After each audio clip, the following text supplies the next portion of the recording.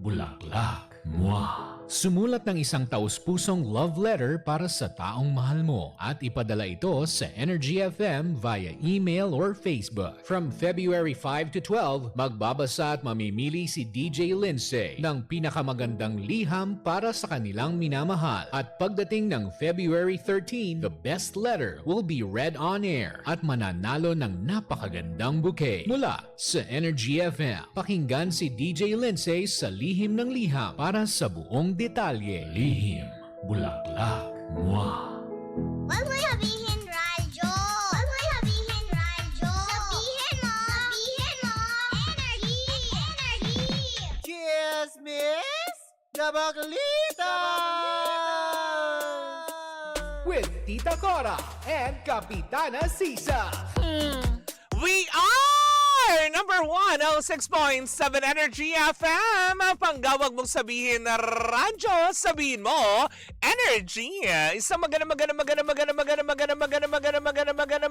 morning po sa lahat ng ating mga pangga na patuloy pa rin po nakatutok sa ating himpilan. At syempre, Metro and Mega Manila, good morning sa inyong lahat.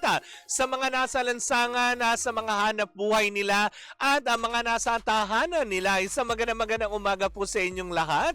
Ako po si Kapitana Sisa sa ngalan ng aking partner, si Tita Cora. Eto na ang Baklita sa Hello po sa inyong lahat. Kamusta? Diba? Sa mga nagsaselebrate na kanilang mga birthday, diba? Ngayong araw na ito, lalong-lalo na sa aking cousin. Wow! Ito na naman, si Shara V. Dalumen. Shara, happy birthday! Diba? Na lahat sana ng iyong mga wishes in life, alam mo yun, i-grant ni Lord, diba? With the guidance of the Lord. And good health.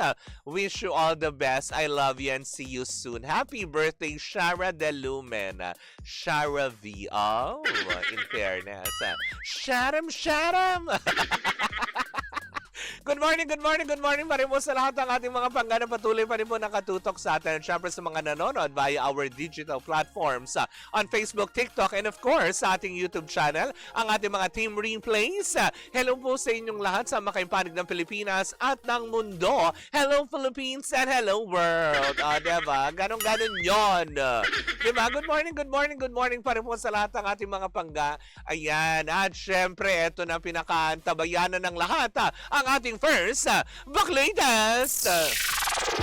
Naku, eto na nga, nakakaloka. Hindi tuloy malaman ng mga tao bakit nga ba siya hindi masyadong active ngayon. Although nakikita rin naman natin siya, 'di ba, sa ilang mga events, sa mga kung anumang engagement with the brands, 'di ba? Itong si Bea Alonzo. Pero alam mo 'yun, kaya pala busy, kaya pala hindi siya masyadong alam mo 'yun, natatanaw sa television kasi nga daw busy. Tama ba yun? Ay, naku, nakakaloka. Kasi atin lang naman itong, alam mo yun, napag-alaman at napag-usapan din naman nila Kuya Ogie ito na baka nga daw, pero walang kumpirmasyon. Hindi rin nila kinukumpirma, hindi ba? Na baka nga daw na, alam mo yun, busy nga ba sa pag-prepare ng kanilang kasal ni Vincent Ko. Tama ba? Tama ba yung rinig ko? Kasi parang ang chismis na nasagap ko, aking napag-alaman lang naman. Although hindi rin naman kinukumpirma kung totoo nga. Ang sabi daw, this February ba? Kakasal na ang Bea. Totoo kaya yun? Diba? Well, kung totoo man din yan, gaya rin ang sinabi ni na Kuya Ogie, hindi ba? Kung totoo man ito, wala naman din masama, diba? Kumbaga ito ang pinapangarap ng isang bawat babae na, alam mo yun, makatagpo ng tunay na mamahalin at makakatuluyan nila habang buhay. O, diba? For sure, dami na naman sasabihin ng mga netizen dyan. Ulitin ko wala pa pong kumpirmasyon. Ito ay chika po lamang, hindi ba? Kung bakit nga ba hindi masyadong active ngayon si Bea Alonzo na gumagawa ng teleserye, na gumagawa ng kung anumang pelikula, hindi ba? Kasi nga, busy nga daw. Ito ulitin ko, ito ay wala pang kumpirmasyon. Lahat po ng ating nasagap ay pawang haka-haka lamang ng mga tao. Ito yung mga, alam mo yun, nauliligan. Pero sabi naman ng ilan na kung ang, alam mo yun, kung may chismis na umuusbong, sigurado may pinagmulan. O, O, diba? Sino na naman kayo sa mga malalapit kay Miss Bea Alonso ang nag-isplok lang nito at na-isplok din sa iba, o, diba? Na umabot na kung saan-saan. Pero gaya pa rin ang sinabi natin, hindi ba? It's about time din naman na nasa right age naman na din si Miss Bea. If ever man na totoo ito. Pero bukas po ang ating tanggapan para po sa paglilinaw sa usaping ito, para pa sinungalingan or patotohanan ang usapin na ito. Dahil ultimo nga daw, kina Miss Bea Alonso at sa mismong kampo nila Vincent Co ay wala pa man din nagbibigay ng official statement patungkol dito sa chismis na kumakalat.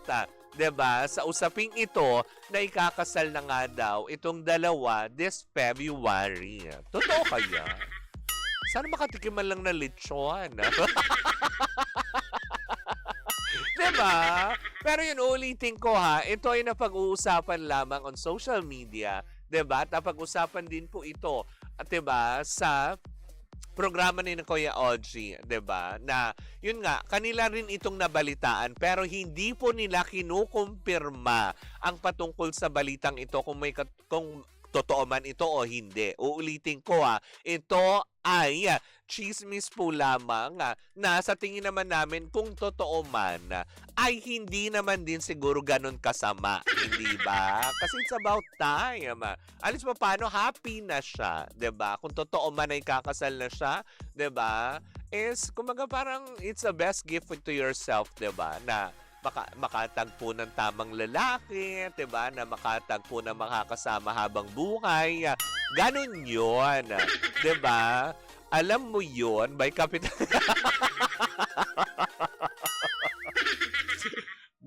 Gabi ka, Daryl, nakakaloka ka. Pero yun na nga, 'di ba? Sana nga, 'di ba? Sana nga kung totoo man din, 'di ba? Let's be happy for her, hindi ba? Kumbaga parang lahat naman talaga hinahangad na din na makatagpo na rin siya ng talagang makakasama, makakapiling, na makapagpapasaya sa kanya, na magbibigay sa kanya ng pagmamahal na buong buo. 'Di ba? Despite sa mga past relationship niya na hindi naman nag-work out, 'di ba? Pero this time, 'di ba? Sana nga magtuloy-tuloy na, and we wish her well. Wala naman talagang magwi-wish ng hindi maganda, 'di ba? Nako, ayaw ni Shirley Kwan yan. 'Di ba? Yung mga ganyan. Pero kung totoo man, 'di ba? Pero ulitin lang po natin patungkol dito sa usapin na ito ay chismis nga na naglipana, na kung saan nga naman wala pang nagkukumpirma. Uulitin ko ito ay lumagana po lamang at pag-uusapan dahil nga syempre, 'di ba, si Miss Bea isang celebrity na kung saan nga naman may mga tao talaga mga nakapaligid sa kanya na natutuwa siguro na nasabi lang kung totoo ang chismis na ito, 'di ba? Uulitin ko na nakakaloka 'yon. We wish her well. Sana ma-invite kami baklita. Charot. Nag-wish pa talaga. Pero yun na nga, 'di ba? Nakakatuwa lang isipin, no? Finally, 'di ba? Kahit papaano, masaya na rin siya sa kanyang life. Oh, 'di ba? We wish you all the best, Miss Bea, 'di ba? Patungkol dito sa usaping ito. Well, doon naman din sa mga nagtatanong, 'di ba? Na kung ano na nga ba ang nangyayari sa ating bansa. Huwag nyo nga akong tanong-tanongin tungkol sa nangyayari sa ating bansa. Dahil hindi ko rin alam ang kasagutan, 'di ba? Maski ako nagugulumihanan, 'di ba? Na nakakaloka kung ano-ano na lang ang nangyayari, 'di ba? Ngayon nagiging issue yung tungkol kay Vice Ganda dahil doon sa bomb joke niya na sinasabi ng iba dapat daw pagtuunan ng pansin, 'di ba? Na dapat daw hindi daw ito paalampasin ng MTRCB, may mga ganyan na pag yung mga ganyan, galit na galit kayo sa mga ganyang issue. Pero yung mga nagnakaw sa kaba ng bayan natin, parang alam niyo yun, wala man, hindi pa nga nakukulong lahat. 'Di ba? Yung mga talagang mapapatunayan na talagang may ginawang hindi maganda sa ating mga taxes na binabayan. Kaya tigilan nyo nga si Meme, 'di ba? Na nakakalo. Humingi naman na ng 'di ba? Humingi na naman na ng tawad, 'di ba? Enough naman na siguro 'yon kasi inako naman kaagad 'Di ba? Na nakakaloka kayo. But anyways, nako mga pangga, marami pa tayong chikang hatid this morning. Kaya nga naman umantabay ka lamang dyan at bibigyan muna kita ng mga malupitang tugtugan na kung saan nga naman pwede ka kumalma, mag-relax, 'di ba? Habang ikaw ay nasa traffic, yung mga ganun, 'di ba? Anyways, sabi niya basta ba wag kagaya ng cake. Hoy, ayan na naman tayo eh, 'di ba? Huwag niyo naman isama. Eto na naman tayo dyan sa cake ni Carla Abellana, 'di ba? Huwag na natin idamay si Carla, masaya na siya, 'di ba, sa buhay niya. Si Beyang artistang pag lang sumusulpot pag may hindi naman siguro kasi depende naman sa projects, 'di ba? Na ibibigay sa. Ito talaga si Rodel Rico, dahil mo namang sinasabi diyan, 'di ba? Na nakakalo. Huwag na tayo nandadamay ng ibang may reception cake, 'di ba? Mali mo naman sa kanya isang malaking lechon 'yon, ganon. Lechon! 'Di ba? Baka naman 'yon, 'di ba? Hayate Yoli Ruiz, 'di ba? Mali mo naman din, 'di ba? Let's be happy for her. 'Yun lang naman 'yon. Ano bang latest? Ay nako, hindi tayo mag-ano-ano diyan, Daryl Fukunaga.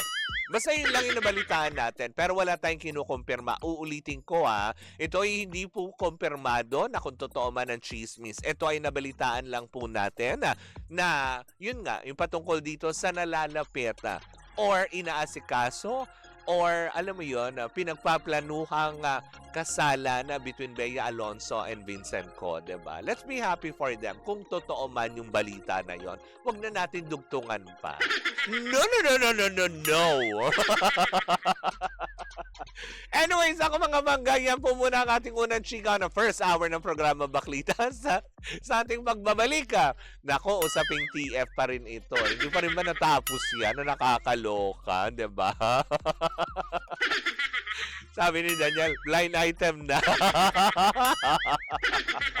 Anyways, nako mga pangga, ayan tuloy-tuloy po muna ang ating tugtugan. Siyempre, dito po lamang yan sa number 106.7 Energy FM. Pangga, wag mong sabihin radyo, sabihin mo Energy!